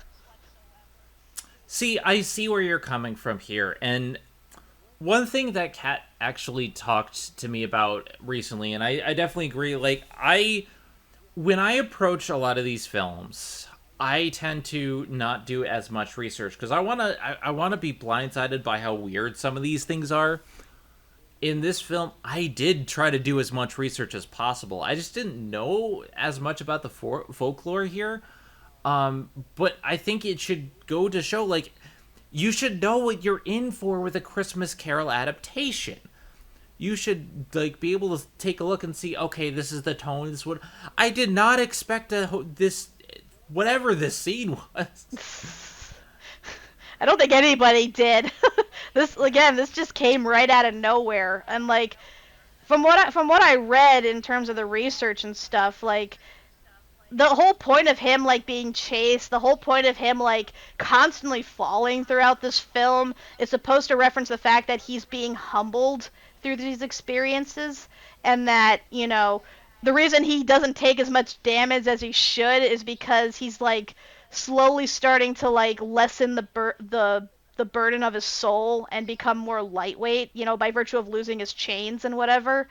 But I don't know. What? I just feel like that was a really weird way to interpret that. It's like, especially in terms of at the end, because it's like he hasn't fully, like, turned around yet. At this point, you're just scaring him into changing for the sake of, like, getting rid of you people, not because he's discovered the spirit of the holiday and the goodness of man. Like, that's the whole problem with this entire film. And that's the thing, like, I know people responded to your tweets, because on Twitter, it's Zenith Crew is Cat. Basically, I have that, you know, for her live tweets. Mine is Zenith. Like, I think that the whole point of the original film is not just about to scare him, it's a near-death experience that reminds him of the joy that he used to have, everything that he's missed out on, and what could happen if he dies, and the legacy that he'll not have, the legacy that he'll leave behind. It's not just about scaring him. The Last Ghost, yes, should try to scare him a little bit, but the whole point is just, like, he keeps asking, like, show me some tenderness linked to this man, and it's nothing but disdain. Like, that's the whole point. It's just, it's not just to chase him through the streets, and it's just, it doesn't make sense to me. Like, again, the whole point of a near-death experience, a bad potato, like, the whole thing from what I understand, an interpretation is that he ate some bad gruel. He had a near-death experience. He hallucinated this. He had his life flash before his eyes, and he decided to do better. And that's the point. Like, he says, like, he will honor Christmas not just today, but every day. And it's just like, none of that's here. None of that heart's here. Doug? So yeah, this whole third act with the future is just one hot mess.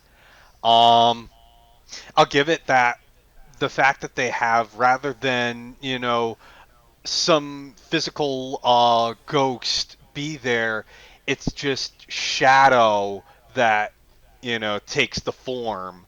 Uh, it's like they'll show him a hand, or show a little bit of the hood, whatever, coming out. It's like, okay, interesting choice. I mean, it's pretty hard to screw up the Ghost of Christmas Future, but they still somehow manage to do that here. With It's like, usually you kind of get the impression that Scrooge knows, but he's kind of in denial, kind of hoping against hope. Maybe, it's not me.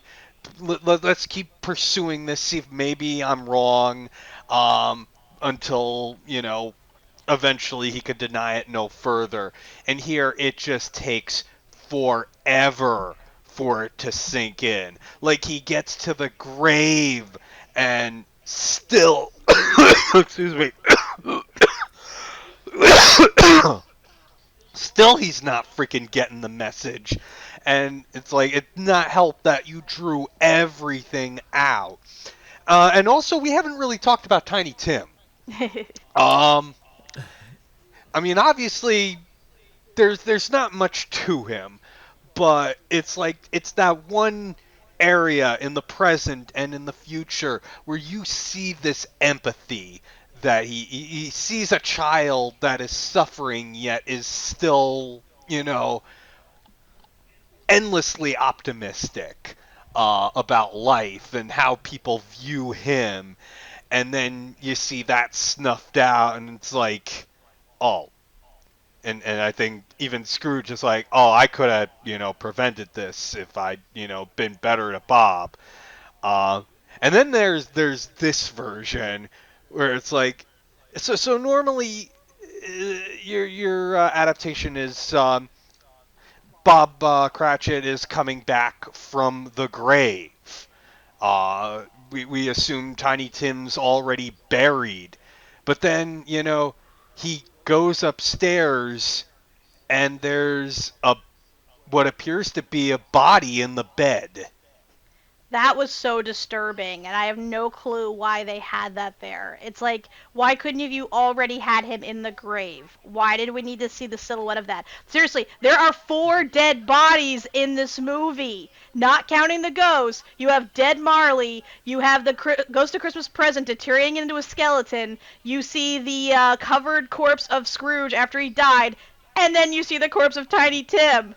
It's like, movie, what is your damage? What the hell? And then during the chase sequence, you have all these like zombies and ghosts, and like it just, they're trying to scare us, and I'm just like, they go too far. It just it indulges in the wrong things, and it doesn't understand what this film is supposed to be about. And then they also decide at this time, that's when they're going to have the housekeeper show up, which is kind of like one of those last straws of like, nobody loves Scrooge. It's like, you couldn't We introduce didn't even her. know that Yeah. the housekeeper wasn't even a character up until this point. Like, I thought he lived alone. Like, it's... Again, that's the thing that the Alistair Sim version did better. They established his housekeeper, like, when he gets home, so you know that she's there, that he's making her work on Christmas for him, just, again, to add to the dickery of it all. So it's understandable when in the future you see her ransacking his room and getting whatever money she can for his shit. But yeah, the fact that she comes right the fuck out of nowhere and he acts like he knows her and that we're supposed to know her, it's like, not all of us read the book, right? It's like who the fuck are you? It's like obviously you're fired once Scrooge gets back from all this, but come on, like a little establishing here, please. Yeah, there was just a lot of they wanted to make it true to the book, and I haven't read the book, but I gotta imagine the tone's much better than this. A Christmas Carol is supposed to be about heart, about a man learning that he can change and learning about the joy of life. And even when this Scrooge changes, I don't believe it. He goes right back to being Jim Carrey, and I don't buy it. This is like one of the weirdest adaptations I've ever seen because it's so preoccupied with the visual spectacle that it's trying to put on that it fails to interject any heart or character or meaning behind a lot of this. And it left me wanting to believe that, I wanted to get at something to drink. I wanted to have a beer, and I couldn't. I had nothing in the house, and I'm just like, what the hell? And I'm like, you know what? I'm gonna say this right now. Part of the reason why we're doing this instead of Cruella, because Cruella was initially supposed to be here first. I've been having nightmares, and I get lucid nightmares. And I thought, Cruella might give me nightmares, because there's a couple scenes of Cruella. Let's have something nice and heartwarming, like a Christmas Carol. I should have gone with Cruella. I should have gone with Cruella. Don't get me wrong. I know Christmas Carol, in essence, is supposed to be a ghost story. It's like, when you think about it, like a scary Christmas story. Like, given all the ghosts and the death and everything. I get that. I accept that and stuff. But you gotta balance it with, like, your message of learning to, be good to your fellow man and embracing the Christmas spirit.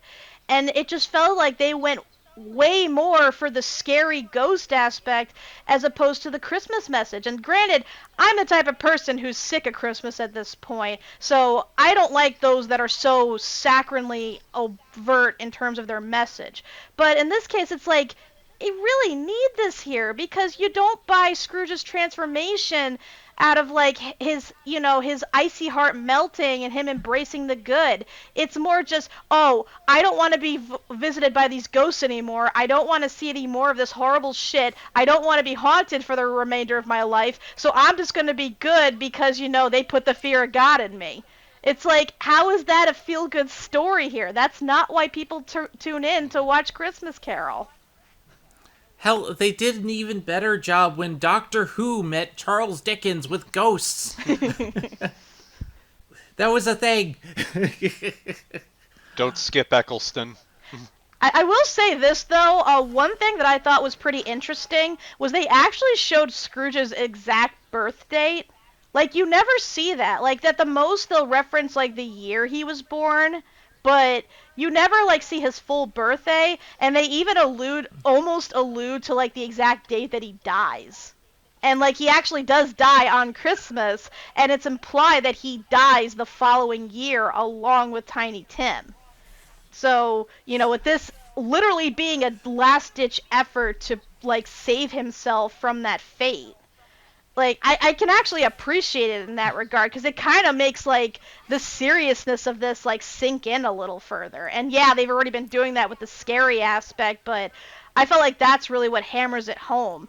And of course they had to go really over the top by literally throwing him into hell. And I know they did that in the Mickey version, and they've done it in other past versions. Like, I know there's, like, one scene, I forget which actor it was, I think it was Albert Finney. He literally goes into hell, like, at one point, and meets the devil, I think.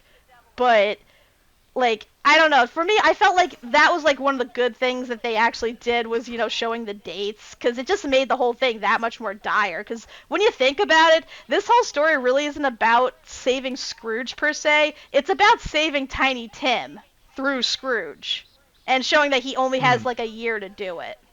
So... Also, yeah. like... Go ahead. One thing that kind of threw me off about this is that they make Scrooge so old in this movie Every other version I've seen him, he's looking maybe 60s. Here, he looks like he's 90, but they wouldn't live that long back then. Yeah, and according to his birth year, he's only supposed to be 57 in this. That is a hard 57. He looks like the Crypt Keeper. Like, I read the reason they made him look that way is because he's so full of bitterness and resentment that it literally aged him well beyond his years. Which I can understand, because, you know, you look at certain people, like, some of them do look the way they act, like bitter old fools. So, like, I can sort of understand that, but yeah, like you said, I think they made him way too old in this, especially considering, like, the amount of times that he falls and everything. Like, seriously, the first time he falls down the steps after Marley scares him on the doorknob, he should have died right then and there. Like, call life alert. He would not have been able to get up after that. I mean, I'm 32, and I fall, and I have to go to the hospital. Granted, it's because of the Lyme disease giving me arthritis, but still. Like, bro, I can't even get up 2 flights of stairs, and, like, this motherfucker's being thrown around like a rag doll and just bouncing back from it. Like, I get it. He's, like, with the ghost, he's technically not in his human form, I guess, which is why he can withstand all these, like, being thrown around and all these, like, things that should really kill him.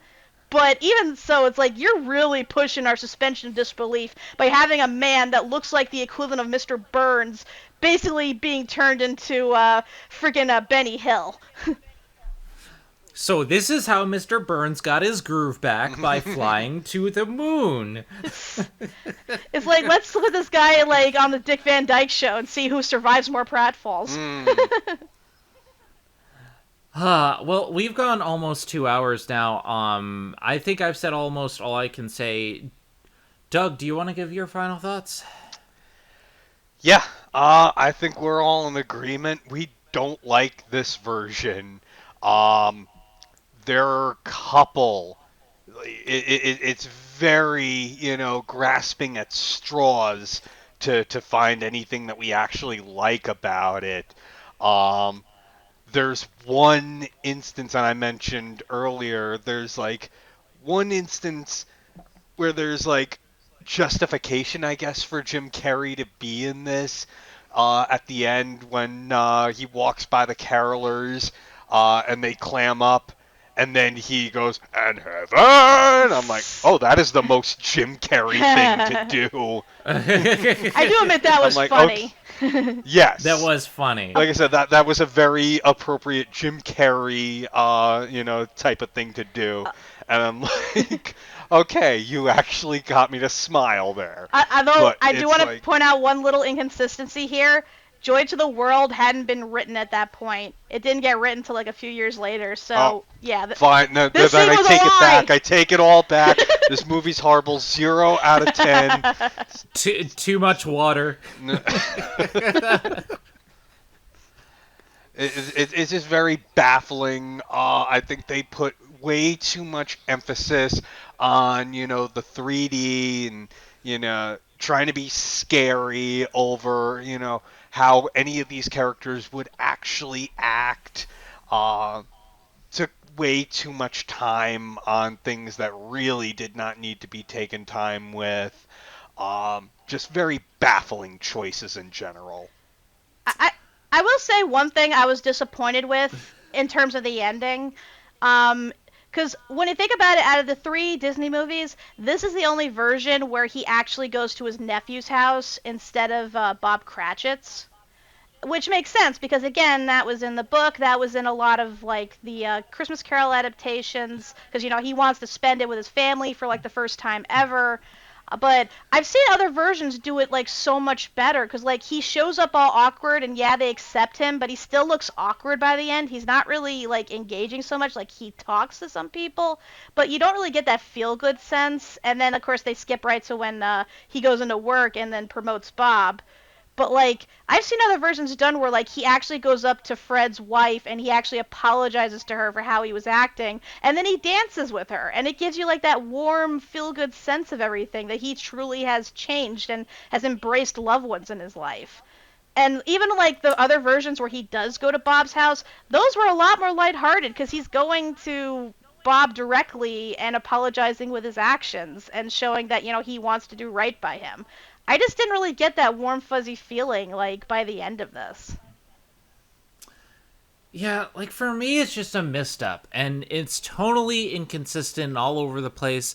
Like when he changes, he goes out and starts. He goes out in his nightgown, like put on some pants. The old geezer, you're gonna Ew. freeze to death. You, and he's sliding on there, and then he just cuts him in clothes going to the house, and like just totally in pacing wise, it's so all over the place. I wanted to like it, but it's just like even in the Muppet Christmas Carol, like there was a moment where like Michael Caine like stops and thinks like, God, what have I been missing my whole life? He never has those moments. He never has those moments of humanity. It's all like either dark or comedy. And it's just like you can have a dark comedy, but like just you have to have heart for the season, because without that like that realization that like he's doing it for more than just selfish reasons, that he's doing it for his family and for the people around him. Like I don't care about Fred in this version. I don't care about Bob Cratchit. They don't give me a reason to care. It's like Tiny Tim's gonna die. Yes, Tiny Tim's gonna die in any version. Why should I care? Because these characters don't have anything to them. We just didn't care. They just didn't care. I will point out that. It's just Sorry. Go ahead. go on, go ahead. I do want to point out, like, one of the versions of Christmas Carol I watched where I really liked the ending, in Miss Scrooge, like, when you see her at the beginning, she looks as old and crotchety as, like, this version does, but by the end, after she's learned her lesson and everything, she actually looks visibly younger. Because, like, she changes into different clothes that are brighter. She actually, like, stands up straighter. And, of course, she smiles. So you see, like, a physical transformation there, even though it's really subtle. And like with this, like they could have done that with him given how freaking old they made him look. But instead they just had him just, go all full Jim Carrey and be like, I'm invincible. I can do all these physical things that a man my age shouldn't be able to do now. It's like this just looks more weird than anything else. Like I can't get behind this. It's so weird. It's so tonally off. It's just you have to have heart. You have to have kindness. The whole purpose of this is to show that a man can change, and not just for one day. It's just there's no heart in this movie, and it's the worst adaptation I have ever seen. And they tried. The actors tried the damnedest. It was just not good. Anything else you guys want to say before we end it off? Do you want to go first, Doug, or should I? I mean, I guess the whole basic premise of Christmas Carol, it should be, to show Scrooge, hey, you once liked Christmas. Here's why it's important for you to always keep Christmas in your heart. We get that, some bad things happened to you along the way associated with Christmas, but there were times that you genuinely cared, and, you can care again. Then to show him, what others might think of him, how others are living, how he is affecting them, and then ultimately, if his behavior doesn't change, this is what happens. So you can, stop it. You can, save yourself and another at least, by, changing your ways. Choice is yours. So I feel like it's not really taking that into account with this movie. So it feels very hollow. So, I mean, the story is there, but they're not really putting the effort into it. Not in the right ways. Yeah, so as my final thoughts, if I may play devil's advocate, I've seen much better Christmas Carol versions, obviously, but I've also seen worse. I've seen Christmas Carol versions where they kind of just go through the motions. It's like, yes, it's the story. Yes, they have the signature lines, but that's it. Like, a lot of those movies, like, tend to run together for me. Like, there are very few distinctions that I can really think of certain versions. This movie, I can at least say, made an attempt to be different while also staying true to the source material. Because I can at least say there are definitely things about this that stick out to me that I will definitely remember about it that I cannot say about other versions of the Christmas Carol. Like, and yes, a lot of it is because of the batshit insane imagery and, you know, the horrifying stuff, but at least it has that distinction for it. So I can at least give it credit for trying to be different. And here's the thing, this was actually the last motion capture film that Robert Zemeckis ever did, as of 2015. And because like a lot of people think that Mars Needs Moms was what killed the company and stuff. No, this was the movie that killed it. And I kind of feel bad for him in a sense, because he loved the technology so much. He was trying to push it to new means and stuff, like trying to create a new art form. And this is a man we've seen, like, who did Back to the Future, who did Roger Rabbit. He's good at doing stuff like this, like pushing the boundaries of technology and telling these interesting stories and stuff, like creating these memorable characters. It's just in this version, I felt like, you know, he would have been better off doing something original. Like, this was just something that he tried to make his own, and it just didn't work. Because, again, he was prizing spectacle over substance. And, like, and not only that, this, another tragedy, this is Jim Carrey's, like, only role ever with the Walt Disney Company. Like, he had tried out previously for, like, Buzz Lightyear and for Hades and didn't get them. But the fact that this is his only role in Disney, and given what, like, a charismatic actor is, I feel like that's a crime. And I wouldn't be surprised if this movie kind of destroyed his faith in doing anything for Disney. So, yes, this is a bad film. I don't think it's the worst. It definitely misses the mark on the message and everything, but I can at least give it credit for trying to do something different and attempting to have, like, those elements. Well, with that being said, Christmas is a tough time. Christmas is a time of year where we should spend with family, and I'm actually going to be going up and spending time with my family for the first time in years. But I kind of want to leave you with this. For the past, I don't know, 5-6 years, I've had health issues, and I finally found out what's wrong with them, and I'm trying to get them on track. And you know, there have been days where it's been tough. There have been days where I'm just like, I just wish I could get past this, and I'm just like, just get me a diagnosis already, whatever. But I think part of the message of this film, and part of the message that I kind of got from this, is that a simple thing can change how you view things. I thought that, you know, I was going to be disabled for life, and it's just something simple that can eventually be taken care of. People can change your life. You can go out and make decisions and be in a better place than you were years ago.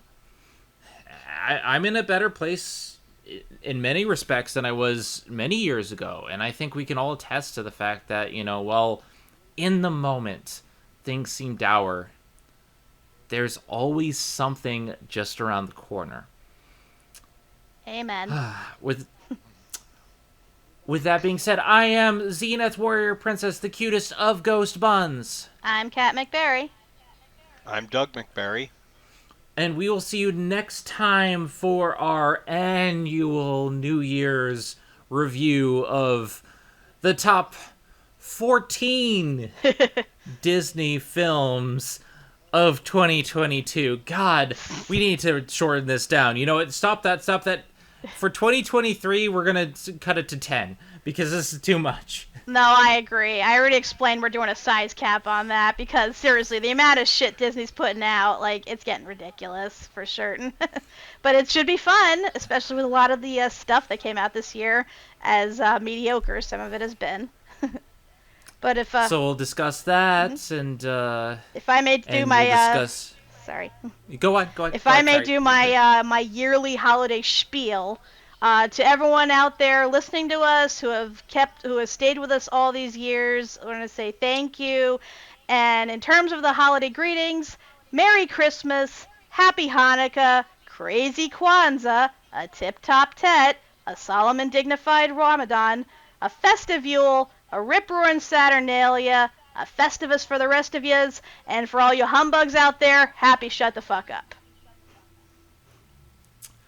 And yeah, that concludes yet another Emperor's New Remake. This was technically in there because this is the third time that Disney's done A Christmas Carol.